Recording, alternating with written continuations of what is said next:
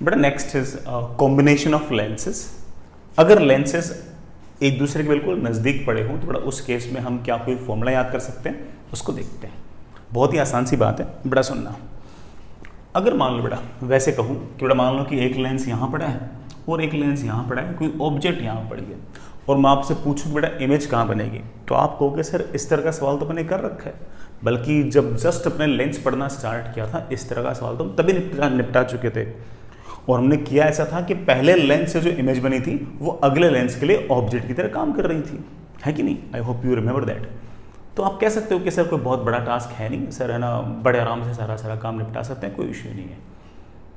अगर हम ये कॉम्बिनेशन ऑफ लेंसेज ना पढ़ें तब भी हमें कॉन्सेप्चुअली पता है कि अगर 2-3 लेंसेज अगर आपस में एक दूसरे के साथ पढ़ें तो पहले लेंस से जो इमेज बनेगी वो अगले लेंस के लिए ऑब्जेक्ट होगी and so on.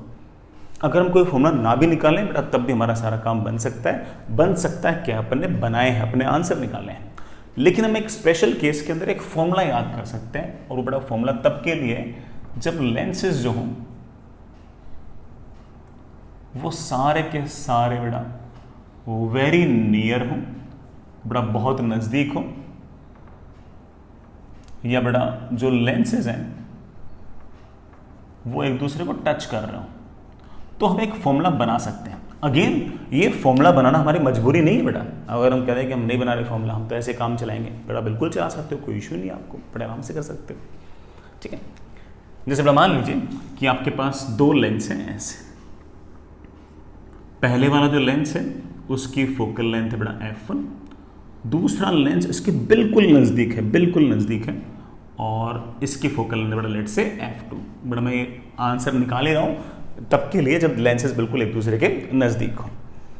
In lenses की प्रिंसिपल एक्सिस सेम है और बेटा मान लीजिए कि यहाँ कोई ना कोई ऑब्जेक्ट है। अब 2 बार रिफ्रैक्शन होगा, पहली बार रिफ्रैक्शन होगा लेंस 1 से, अगला रिफ्रैक्शन होगा लेंस 2 से। बारी बारी से दोनों को देखते हैं। सबसे पहले बड़ा देखते हैं रिफ्रैक्शन बाय लेंस 1। बेटा लेंस 1 ने मान लेते हैं कि इमेज बनाई बेटा v डैश पे, 1/v डैश माइनस 1/u, बेटा ऑब्जेक्ट का कोऑर्डिनेट मैंने u मान लिया, that is equals to 1/f1। इस v डैश में मुझे कोई खास इंटरेस्ट नहीं है, इस लेंस ने इमेज कहाँ बनाई है इस बात में मुझे तो इंटरेस्ट है नहीं, मुझे तो उस इमेज में इंटरेस्ट है जो लेंस 2 बनाएगा, मतलब लास्ट वाला जो इमेज होगी ना उसमें इंटरेस्ट है। तो सुनना बेटा बस, अब फिर से रिफ्रैक्शन होगा, नाउ रिफ्रैक्शन बाय लेंस 2, तो आप बोलोगे सर 1/v माइनस 1/u, इस लेंस के लिए ऑब्जेक्ट का कोऑर्डिनेट क्या होगा? तो आप बोलोगे कि सर जो इस लेंस के लिए इमेज का कोऑर्डिनेट होगा वही इस लेंस के लिए ऑब्जेक्ट का कोऑर्डिनेट होगा। जैसे इस लेंस ने मान लो कि बेटा इमेज बना दी -10 सेंटीमीटर पर, तो इसके लिए -10 सेंटीमीटर पर जो इमेज है वो इस लेंस के लिए बेटा क्या है? ऑब्जेक्ट। तो इसके लिए ऑब्जेक्ट का कोऑर्डिनेट होना चाहिए -10 सेंटीमीटर और फिर ये वाले डिस्टेंस को और जोड़ना चाहिए। लेकिन आप बोलोगे सर इतने नज़दीक पड़े कि इस डिस्टेंस को खास फर्क नहीं पड़ता, तो आप कह सकते हो कि इसके लिए u की जो वैल्यू होगी वो होगी 1/v डैश, सॉरी u की जो वैल्यू होगी वो होगी v dash and that is equals to 1/f2। अब आप कहोगे सर मुझे तो u में इंटरेस्ट है और v में इंटरेस्ट है, इस v डैश में तो इंटरेस्ट ही नहीं है, बीच वाले लेंस ने इमेज कहाँ बनाई उसमें सर कोई खास इंटरेस्ट नहीं है।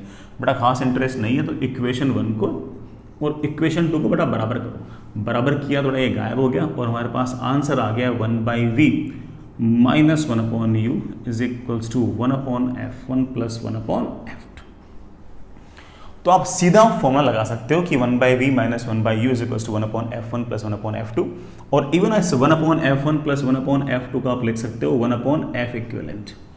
तो कल को अगर मान लीजिए बेटा अगर इस तरह से 2 लेंस एक साथ दे रखे हो, एकदम चिपक के बिल्कुल नज़दीक में पड़े हो, और इन दोनों लेंसेज को तुम्हें किसी एक इकलौते लेंस से अगर रिप्लेस करना हो तो आप रिप्लेस कर सकते हो, उसकी फोकल लेंथ होगी f इक्विवेलेंट।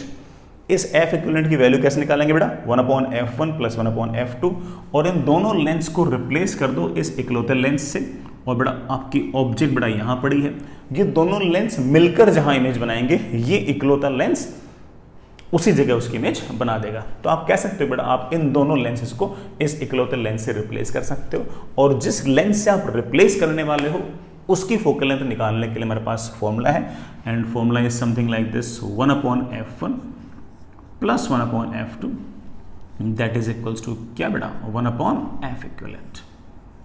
ये फिर बेटा ऐसे बोल दूं 1/f1 को power of lens 1 plus power of lens 2 is equals to power of equivalent lens. दोनों लेंस को जिस लेंस से रिप्लेस करूंगा उसके पावर को बढ़वाने पावर इक्विवेलेंट बोल दिया।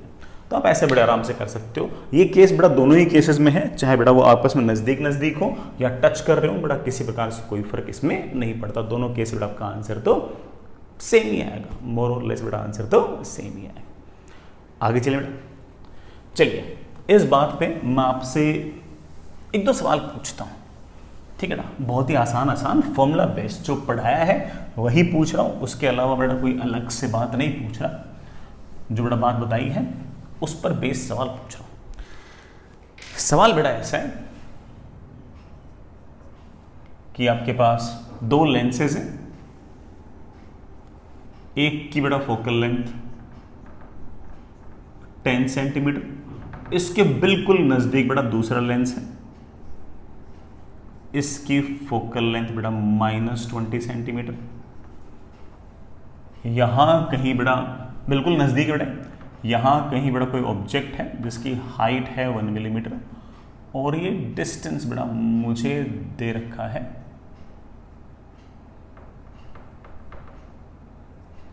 30 सेंटीमीटर। बड़ा सवाल है, find position and height of image. Find position and height of image. बड़ा आप है ना बताओ कि इमेज कहां बनेगी और कितनी बड़ी बनेगी। ये दो सवाल है, अभी कर लेते हैं। वैसे बच्चा कहेगा कि सर मुझे आपके फॉर्मूले में इंटरेस्ट नहीं है, सर मैं कर सकता हूं क्या? हाँ बेटा बिल्कुल कर सकते हो। इस ऑब्जेक्ट की ये लेंस कहीं ना कहीं इमेज बनाएगा, वो इमेज इस लेंस के लिए क्या सेट करेगा ऑब्जेक्ट की तरह, और दो बार आपको फॉर्मूला लगाना पड़ेगा 1/v - 1/u = 1/f। आंसर तो आएगा बेटा, कहां जाएगा। लेकिन कोई बच्चा कहता है कि सर ये आपने दो बार फॉर्मूला लगाकर ही एक फाइनल फॉर्मूला में निकाला था, सर उसको डायरेक्ट यूज कर लूं? हाँ बेटा बिल्कुल यूज कर सकते हो।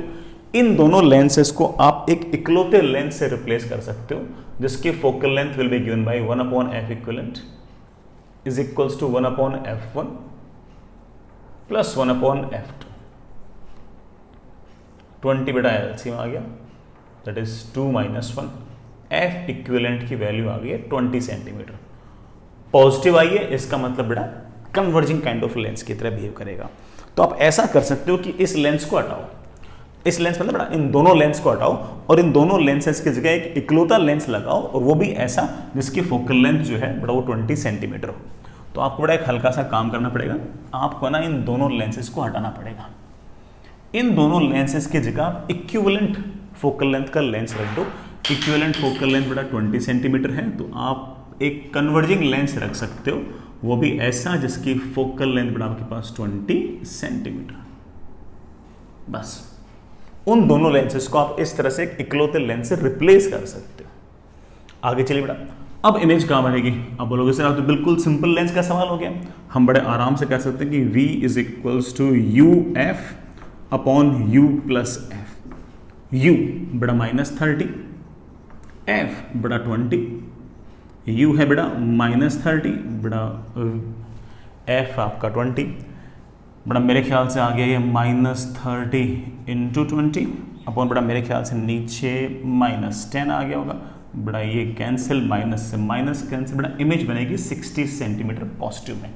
तो इमेज बेटा बनेगी 60 सेंटीमीटर पॉजिटिव में। सर हाइट ऑफ इमेज क्या होगी? उसके लिए बेटा मैग्नीफिकेशन का फॉर्मूला कि height of image upon height of object. Height of object is 1 millimetre, बेटा फॉर्मूला है v/u।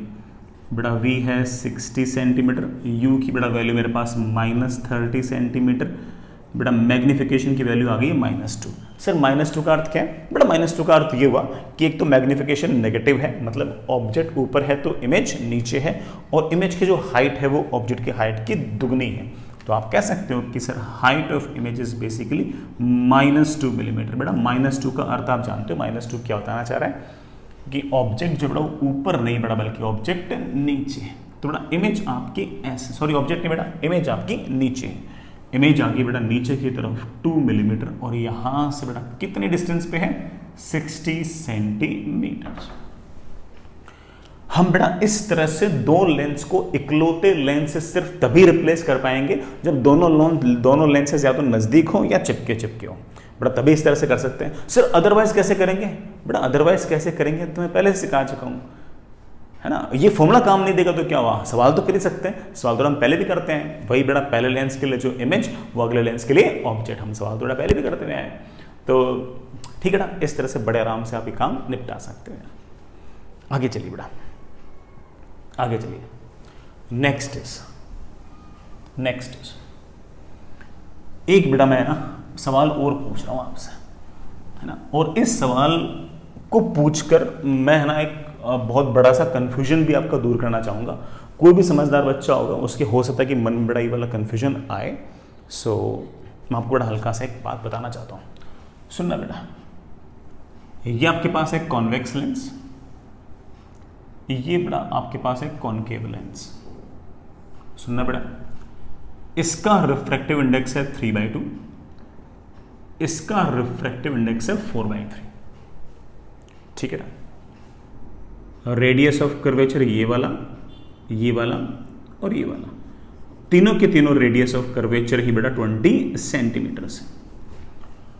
और हमसे पूछा गया find equivalent focal length of this system. इस सिस्टम की बेटा इक्विवेलेंट फोकल लेंथ निकालो। अभी निकालते बेटा। मैं आपके लायक अगर सीधी बात बोलूं तो बेटा मैं ये कहूंगा कि हमने जो इक्विवेलेंट फोकल लेंथ का फॉर्मूला निकाला है वो तब भी वैलिड है जब बेटा आपके ऑब्जेक्ट एक दूसरे के नजदीक हो या एक दूसरे से इवन टच कर रहे हो। लेंसेज नजदीक होंगे तब भी वही फॉर्मूला है, और लेंसेज अगर टच कर रहे होंगे बेटा तब भी फॉर्मूला वही वैलिड है। तो अगर आप ज्यादा ना सोचना चाहो कि सर आपने बता दिया, हमने मान लिया, सर मैं फॉर्मूला लगा दूं, हाँ बेटा बिल्कुल लगा सकते हो। You can consider these two lenses like this. बेटा इनको आप ऐसे कंसिडर कर सकते हो कि एक लेंस ये रहा और उसके जस्ट नजदीक एक लेंस ये रहा। एक ही बात है बेटा, टच करा दो या बेटा इस तरह से नजदीक नजदीक रख दो, एक ही बात है। ये 3/2, ये 4/3। रेडियस ऑफ कर्वेचर बेटा ये 20, ये भी 20, ये तो बड़ा कॉमन था तो ये भी 20, ये भी 20। तो कोई मुझे कहते हैं कि सर ऐसा अज्यूम कर सकते हो क्या? हाँ बेटा बिल्कुल कर सकते हो। जो बच्चा ज्यादा ना सोचना चाहे, जो कहे कि सर मुझे तो आंसर से मतलब है, तो बेटा कहूंगा कि चाहे तुम चिपका के रखो या हल्का सा दूर रखो, बेटा बात बिल्कुल एग्जैक्टली सेम है। और हमारा जो इक्विवेलेंट फोकल लेंथ का फॉर्मूला आया था ना, बिल्कुल वैलिड है दोनों केस में, कोई चिंता वाली बात नहीं है।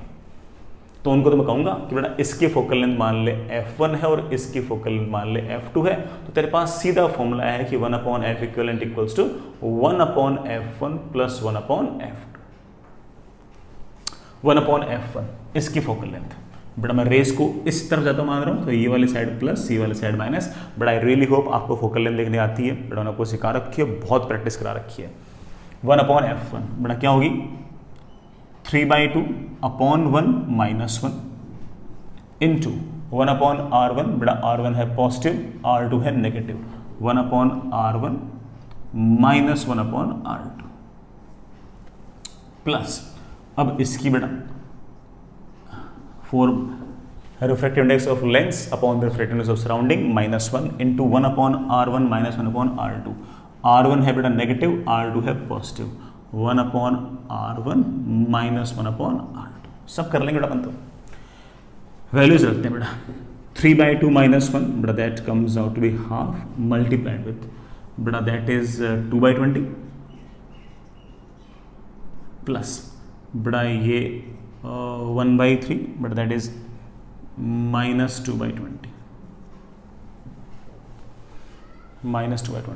बेटा मेरे ख्याल से ये निपटा है ऐसे।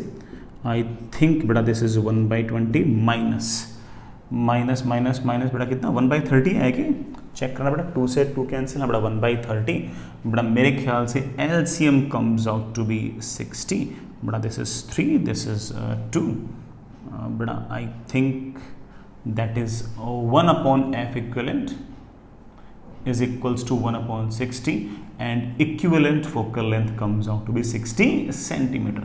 तो आप बेटा किसी भी प्रैक्टिकल पर्पस के लिए इन दोनों लेंसेज को रिप्लेस कर सकते हो एक इकलौते लेंस से जिसकी फोकल लेंथ जो होगी बेटा वो कितनी होगी 60 सेंटीमीटर। अब मान लो बेटा इस सारे के सारे अरेंजमेंट के सामने कहीं कोई ऑब्जेक्ट रख दी और ये पूछ लिया बताओ उसकी इमेज कहाँ बनेगी, बताओ कितनी हाइट की बनेगी, तो आपको पूरा करने की जरूरत नहीं है। आप कह देना कि सर इन दोनों लेंस को हटा दूंगा और इन दोनों लेंस की जगह इकलौता लेंस रख दूंगा जिसकी फोकल लेंथ होगी 60 सेंटीमीटर, और फिर वो वाला सवाल बिल्कुल वैसे ही हो जाएगा जैसे हम आज तक कोई सवाल करते आए थे। मतलब बेटा वही 1/v - 1/u = 1/f and something like that. कोई दिक्कत हमें आएगी नहीं। I hope you get the point. लेकिन ये बढ़िया हो गया, हमारा सारा आंसर आ गया, इक्विवेलेंट फोकल लेंथ 60 सेंटीमीटर भी आ गई, सब बढ़िया हो गया।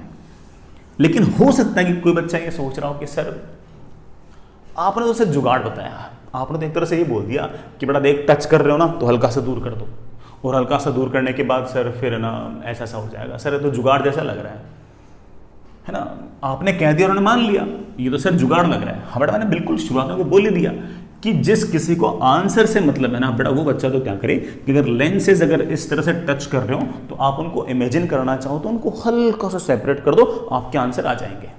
लेकिन कोई बच्चा जिद पकड़ ले कि नहीं सर, ये तो सर वो वाला केस हो गया जो आपने बिल्कुल लेंसेज इंट्रोड्यूस किया था ना, वो वाला हो गया कि लेंस के एक तरफ मीडियम अलग है और दूसरी तरफ मीडियम अलग है, इस लेंस के एक तरफ मीडियम अलग है और दूसरी तरफ मीडियम अलग है। सर इसको तो बिल्कुल वैसे करना चाहिए जैसे स्फेरिकल सरफेस से रिफ्रैक्शन करते थे ना, n2/v - n1/u = n2 - n1/r। Sir उस तरह से करना चाहिए। अगर आप इस तरह से जिद ही करने जाओगे सर ऐसा करना चाहिए तो मैं वैसे भी करके दिखा सकता हूं। लेकिन अगर इस बार फिर से इक्विवेलेंट फोकल लेंथ का आंसर 60 सेंटीमीटर आ गया और मैंने प्रूव कर दिया कि बेटा आ गया, तो अगली बार फिर आपको मेरी बात माननी पड़ेगी कि बेटा जब भी इस तरह का अरेंजमेंट दे रखा हो तो उसको हल्का सा दूर कर लिया करो, कोई फर्क नहीं पड़ता। ठीक है, एग्री कर रहे हो इस बात से? तो चलिए बेटा इस सारे के सारे अरेंजमेंट को ऐसे देखते हैं, लेंसेज की तरह देखते ही नहीं है, लेंसेज की तरह देखते नहीं है, बल्कि ऐसे देखते हैं कि ये एक कर्व्ड सरफेस है एयर और ग्लास के बीच में, ये एक कर्व्ड सरफेस है ग्लास और वाटर के बीच में, और ये एक कर्व्ड सरफेस है वाटर और एयर के बीच में। पहला रिफ्रैक्शन बाय कर्व्ड सरफेस, इससे लेंस नहीं कर्व्ड सरफेस, फिर अगला रिफ्रैक्शन इस कर्व्ड सरफेस से, और फिर अगला रिफ्रैक्शन इस कर्व्ड सरफेस से। कर्व्ड सरफेस से रिफ्रैक्शन का फॉर्मूला शायद हुआ करता था n2/v - n1/u = n2 - n1/r। Fair enough, fair enough. और इस रिफ्रैक्शन से जो भी इमेज बनेगी वो इस सरफेस के लिए ऑब्जेक्ट, इस सरफेस के लिए जो भी इमेज बनेगी वो इस सरफेस के लिए ऑब्जेक्ट, बिल्कुल वैसे ही 3 बार फॉर्मूला में लगाना पड़ेगा। चलो लगाते हैं, और उसके बाद भी अगर बड़ा फाइनली फोकल लेंथ अगर आपकी 60 सेंटीमीटर आ गई तो हम कहेंगे कि हम अगली बार इस तरह से मजदूरी नहीं करेंगे। सर इस बार मजदूरी क्यों कर रहे हो? बड़ा इस बार तो मजदूरी इसलिए कर रहा हूं क्योंकि हो सकता है कोई मेरा बच्चा सोच रहा हो कि सर आपने मक्कारी की है, सर लेंसेज जो थे ना जब वो टच थे तो एक तरफ मीडियम अलग था और एक तरफ मीडियम अलग था, फिर सर आपने वन सीधा कैसे लिख दिया कि 1/f = refractive index of lens upon refractive surrounding -1 × 1/r1 - 1/r2। Sir आपने तो तब सिखाया था जब इस तरफ मीडियम सेम हो और इस तरफ मीडियम सेम हो। मानता हूं बेटा मैंने ऐसे सिखाया था आपको, लेकिन मैं कह रहा हूं कि बेटा आंसर एग्जैक्टली सेम आएगा तो आपका बहुत सारा टाइम बच जाएगा ना यार। और ये बात प्रूव करने के लिए मैं कर रहा हूं, प्रूव करने के लिए। लेकिन एक बार मैंने प्रूव कर दिया फिर बड़ा आपको मेरी बात पे स्टिक करना पड़ेगा कि हाँ यार लेंस टच कर रहे हो, हल्का सा दूर कर लो, दोनों तरफ एयर मान लो, बड़े आराम से हमारे आंसर आ जाएंगे। मानोगे ना? ठीक है, चलिए बेटा इस सरफेस को सरफेस 1 बोल रहा हूं, इसे 2 बोल रहा हूं, इसे 3 बोल रहा हूं। और रिफ्रैक्शन बाय कर्व्ड सरफेस 1, और refraction by curved surface 1 rays आएंगी इस तरफ, तो ये वाली साइड प्लस और ये वाली साइड माइनस। n2 किसे बोलना है, n1 किसे याद है? n2 बोलना है जहां पर रे जा रही है, कहां जा रही है? 3/2 v1 मतलब बड़ा इमेज माइनस n1 बड़ा क्या, जहां से रे आ रही है एयर अपॉन u बेटा आपका जो इनिशियल ऑब्जेक्ट है उसका coordinate, that is equals to n2 - n1, n2 - n1, 3/2 - 1 बड़ा कितना हो गया? हाफ अपॉन बेटा रेडियस ऑफ कर्वेचर, बेटा रेडियस ऑफ कर्वेचर आ गया आपका +20। This is my equation number 1। लेकिन आप बोलोगे सर मुझे सरफेस वन ने कहाँ इमेज बनाई मुझे उसमें इंटरेस्ट नहीं है। सर आप तो फाइनल बताओ। चल ठीक है बेटा, अब इस सरफेस 2 पे आता हूँ। इस सरफेस के लिए ऑब्जेक्ट कहाँ पर है? आप बोलोगे सर इस सरफेस ने जहां पर इमेज बनाकर छोड़ी है वो इसके लिए ऑब्जेक्ट है। अब n2 n1 कौन? अब रे जा रही है 3/2 से 4/3, तो ये n1 हो गया, ये n2 हो गया। याद तो ना बेटा, जहां से रे आ रही है वो n1, जहां रे जा रही है बेटा वो n2। तो लिखना बेटा refraction by surface 2 n2 4/3 v2 मतलब बेटा कहां इमेज बनाई है माइनस n1 जहां से रे आई। सर ऑब्जेक्ट का कोऑर्डिनेट क्या लिखूं? बेटा जो पहली वाले इमेज की, जो पहले वाले सरफेस के लिए इमेज थी बेटा वहीं पर इसके लिए object, and that is equals to n2 minus n1 बेटा that is 4/3 minus 3/2 upon r। प्यारे बच्चों r को 20 मत लिखना, इस सरफेस का रेडियस ऑफ कर्वेचर इस तरफ है, पॉजिटिव में नहीं बेटा किधर नेगेटिव में, तो -20 लिख देना बेटा। थोड़ा सिंप्लीफाई करना है इसको। 4/3 times v2 minus 3/2 times v1 is equals to बेटा देखना ये कितना है 8 माइनस 9 बेटा 4/3 माइनस 3/2 बेटा 6 आ गया एलसीएम बेटा दैट इज 8 माइनस 9 बेटा -1/6 बेटा माइनस माइनस हो गया प्लस बेटा नीचे 20 है ही थोड़ा 1/20 120। This is my equation number 2 बेटा, this is my equation number 2। बढ़िया बेटा, 2 इक्वेशन कर ली। थर्ड पे आओ बेटा, थर्ड पे आओ। सर थर्ड मतलब बेटा, थर्ड मतलब इस तीसरे वाले सरफेस जो रिफ्रैक्शन हुआ है उससे आओ। अब बताओ बेटा, next is refraction by surface 3। चल बेटा करते हैं। अब n1 किसको और n2 किसको? तो बच्चे बोले सर अब रे जा रही है 4/3 से 1, जहां रे जा रही है बेटा वो तो n2, जहां से रे आ रही है वो n1। फॉर्मूला आपको याद ही है n2 बाई वी बेटा फाइनल में चाहिए v माइनस n1 कितना बेटा 4/3। ऑब्जेक्ट का कोऑर्डिनेट क्या होगा?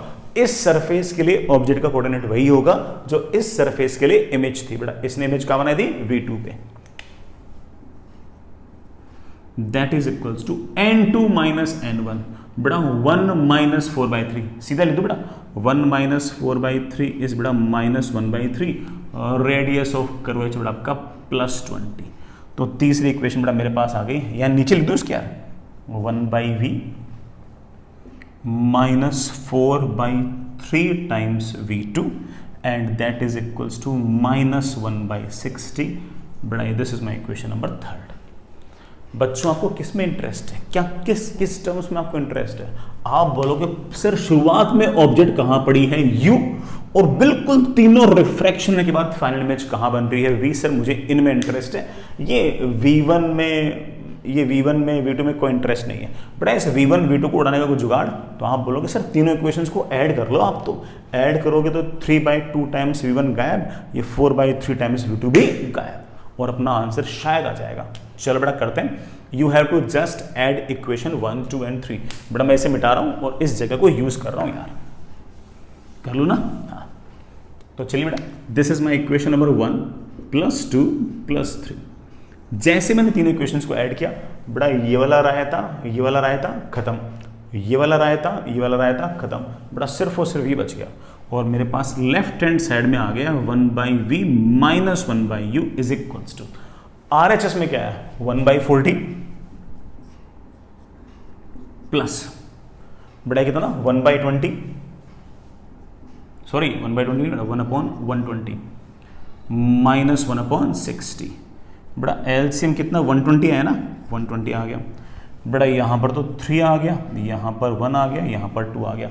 3 + 1 इज 4, 4 - 2 इज 2, 2/120 आई थिंक बेटा दैट इज 1/60। हमारे पास फाइनल इक्वेशन आ गई बेटा, फाइनल इक्वेशन आ गई है, फाइनल इक्वेशन आ गई है 1/v minus 1/u is equals to 1/60। गौर से देखो ये क्या लिखा हुआ है 1/v minus 1/u is equals to 1/60।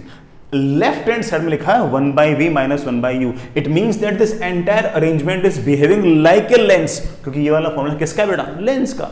This entire arrangement, और you can say this combination of two lens, और या फिर आप कह सकते हो कि सर एक combination in which there are 3 spherical surfaces which are making refraction, this entire arrangement is behaving like a lens whose focal length is, बड़ा चेक करो ना, हुज फोकल लेंथ इज 60। तो आप कह सकते हो कि सर अगर मैं इसको लेंस मानूं, हाँ बड़ा बिल्कुल मान सकते हो, और आपकी जो इक्विवेलेंट फोकल लेंथ की जो वैल्यू है मेरे प्यारे बच्चों कितनी आ गई है, 60 सेंटीमीटर। आई रियली होप बेटा आपको बात समझ में आ गई होगी, और ये वाली बात मैंने बेटा सिर्फ और सिर्फ आपको कन्विंस करने के लिए की। मैंने इतनी सारी मेहनत बेटा वही आंसर वापस से निकालने के लिए थोड़ी की है यार। ये 60 सेंटीमीटर इक्विवेलेंट फोकल लेंथ मेरे क्या चुका, कोई 7-8 मिनट पहले आ चुका था और बड़े आराम से आया था। ये इतने सारी बात तो मैंने इसलिए की मेरे किसी बच्चे को कंफ्यूजन हो कि sir 1/f is equals to a refractive index of lens upon surrounding minus 1 into 1/r1 minus 1/r2, ये लगा रहे हो सर आप 1/f1 plus 1/f2 के साथ, और सर ये वाला फॉर्मूला सिर्फ तब वैलिड जब एक तरफ मीडियम और दूसरी तरफ मीडियम सेम हो। सर यहाँ पर इस लेंस के इस तरफ मीडियम सेम नहीं है, फिर भी आप लगा रहे हो। बड़ा वो जुगाड़ था, लेकिन जुगाड़ से आंसर और लॉजिक से आंसर एग्जैक्टली सेम आ रहे हैं। इस बात के लिए मैंने इतनी सारी आपके लिए मेहनत की है, लेकिन इसका ये अर्थ बिल्कुल नहीं है कि ये सवाल IIT JEE एडवांस में आ जाए, JEE मेंस में आ जाए तो आप भी मेरी तरफ मजदूरी करने लग जाओ।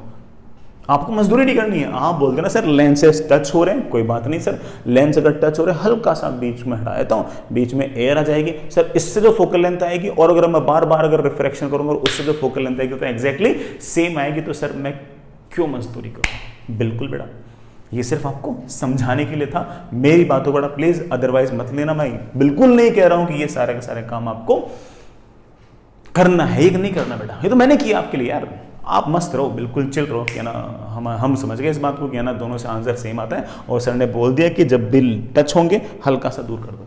अच्छा, कहीं आप ये तो नहीं सोच रहे कि सर ये वैल्यूज ही ऐसी हैं कि कहीं ऐसा नहीं कि तुक्के से आ गया हो, तो बेटा आप अलग वैल्यूज लेके कर लो, आप भी कर लेना एक बार, आपकी प्रैक्टिस भी आएगी। तो बेटा आप ऐसे रिफ्रैक्टिव इंडेक्स अलग लेके, रेडियस ऑफ कर्वेचर अलग लेके कर लेना। पहली बार बेटा focal length 1/f1 plus 1/f2 is equals to 1/f equivalent से निकाल लेना, और अगली बार बेटा जिस तरह से मैंने 3 बार सरफेस से रिफ्रैक्शन किया वैसे निकाल लेना, दोनों से एग्जैक्टली सेम आएगी। कहीं आपको लगेगी सर पता लगा वैल्यूज ही ऐसी है कि सर एडजस्ट हो गई इस बार, सर हर बार हो पाएंगे क्या, बिल्कुल हो पाएंगे बेटा। अगर आपको भरोसा नहीं है तो आप एक बार खुद करके देख लेना, कोई इसमें दिक्कत नहीं है। समझ गए बच्चों?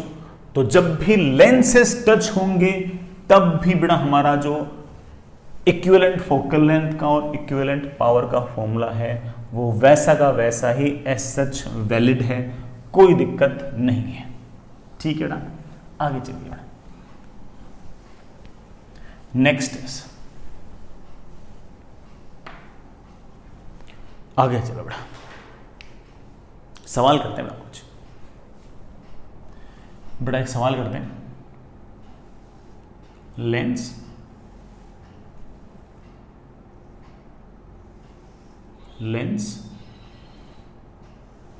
ये एक और लेंस, बेटा 3 लेंस है इस तरह से, कोई दिक्कत नहीं बेटा, कितने ही हो बेटा। इसकी रिफ्रैक्टिव इंडेक्स 3/2, इसकी रिफ्रैक्टिव इंडेक्स 2, इसकी रिफ्रैक्टिव इंडेक्स 4/3।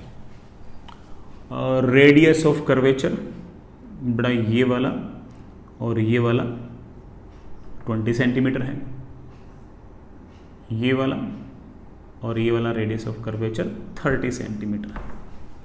ठीक है बेटा, इनके सामने बेटा यहां कहीं कोई ऑब्जेक्ट पड़ी है, 1 मिलीमीटर बेटा इसकी हाइट है, और यहां से बेटा तो सेपरेशन है वो आपका 40 सेंटीमीटर सेपरेशन है। मैं आपसे थोड़ा सीक्वेंस वाइज सवाल पूछ लूं तो बेटा आपका एग्जैक्टली आइडिया रहेगा क्या करना है। फाइंड इक्विवेलेंट फोकल लेंथ, दूसरा सवाल बेटा पोजीशन ऑफ इमेज, तीसरा सवाल बेटा हाइट ऑफ इमेज।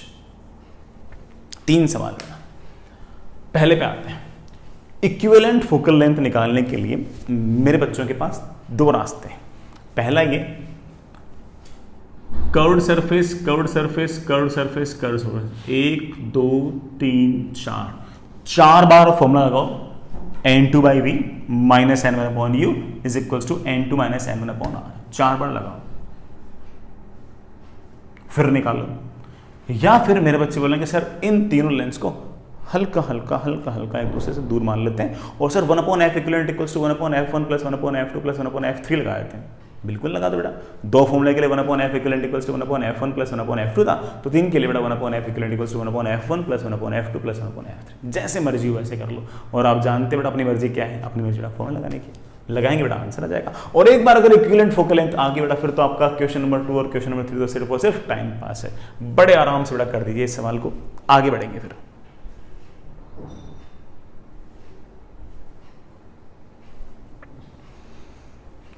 चलिए बेटा, मैं मान लेता हूं कि इस लेंस में और इस लेंस में हल्का सा गैप है, तो मेरे पास फॉर्मूला है कि 1 upon F equivalent is equals to 1 upon F one plus 1 upon F two plus 1 upon f3.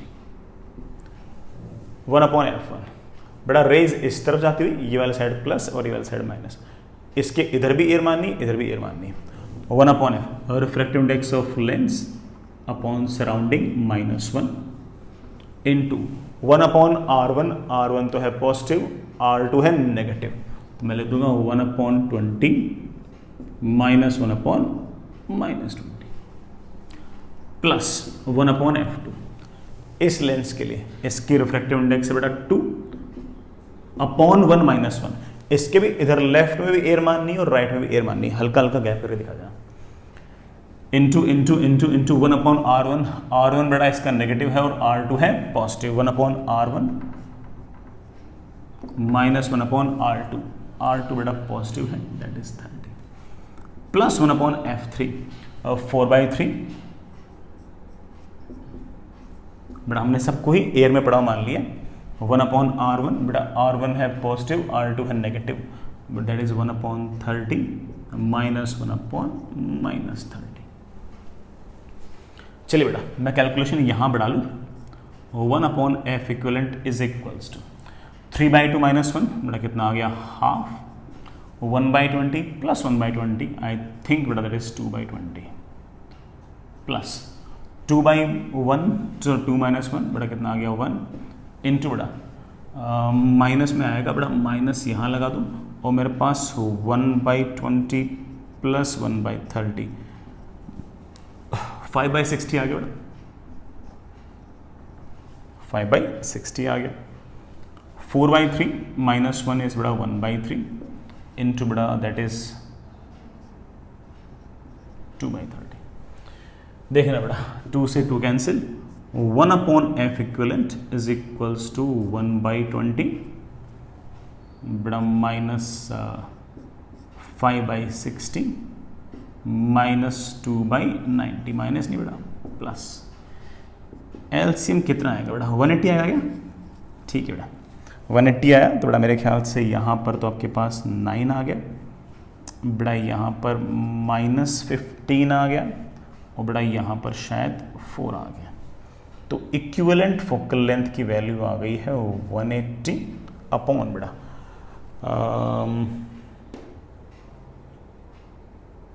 -2। I think बेटा इक्विवेलेंट फोकल लेंथ आ गई है -90 सेंटीमीटर।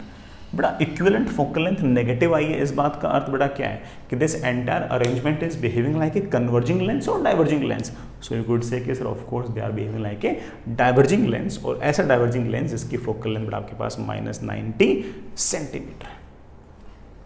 चलिए बेटा आगे वाले दोनों सवाल करने के लिए बेटा हम इन तीनों लेंसेस को एक इकलौते लेंस से रिप्लेस कर देंगे। वो इकलौता लेंस बेटा हमारा डाइवर्जिंग लेंस है जिसकी फोकल लेंथ हमने निकाल रखी है बेटा कितनी, -90 सेंटीमीटर। बेटा ये प्रिंसिपल एक्सिस, बेटा ये आपकी ऑब्जेक्ट है बेटा 1 मिलीमीटर और ये डिस्टेंस बेटा आपके पास है 40 सेंटीमीटर। इमेज कहाँ बनेगी अभी पता करते हैं बेटा, फॉर्मूला क्या है V is equals to U F upon U plus F. Rays इस तरफ, ये वाले साइड प्लस, ये वाले साइड माइनस। ऑब्जेक्ट का कोऑर्डिनेट है बेटा -40, फोकल लेंथ बेटा मेरे ख्याल से है -90, बेटा नीचे आ गया -40, बेटा ये आ गया -90, ऊपर आ गया बेटा 40 × 90, बेटा नीचे आ गया मेरे ख्याल से 130, बेटा 0 से 0 कैंसिल, बेटा दैट इज आई थिंक -360/30। ठीक है ना, यहाँ का इमेज बेटा -360/13 सेंटीमीटर, यहाँ की बेटा इमेज बनेगी ऐसे, और ये जो डिस्टेंस आएगी बेटा नेगेटिव में है, बेटा इस तरफ है, एंड दैट इज 360/30। ये इमेज की पोजीशन है। सर इमेज की हाइट क्या होगी? बेटा height of image upon height of object, बेटा ऑब्जेक्ट की हाइट तो 1 millimetre, that is of course v/u। बेटा v है -360/30 और बेटा u है बेटा -40, बेटा माइनस माइनस क्या हो गया? कैंसिल, बेटा 0 से 0 कैंसिल, बेटा मेरे ख्याल से 9/13 तेरा मैग्निफिकेशन आ गया होगा। So height of image comes out with 9/13 millimetre. ठीक है ना, आपकी इमेज जो है बेटा उसकी हाइट आ गई है 9/13 मिलीमीटर। ये बेटा आपकी इमेज की। तो आप जानते हो बेटा मेन चीज़ तो सिर्फ और सिर्फ इक्विवेलेंट फोकल लेंथ निकालना है बेटा, बाकी सारे काम तो आसान है। और बेटा यहाँ पर इक्विवेलेंट फोकल लेंथ निकालना इतना मुश्किल काम भी नहीं था बेटा, बस आपके मन में ये होना चाहिए अगर लेंसेज टच भी हो रहे हैं बेटा तब भी है ना हम उनको बड़े आराम से हल्का हल्का दूर करके बीच में एयर की लेयर मान लो, और बेटा बिल्कुल वही फॉर्म लगा सकते हैं कि 1/f equivalent equals to 1/f1 + 1/f2। हमारा बड़े आराम से इस तरह से काम चल जाएगा। आगे चलिए बेटा।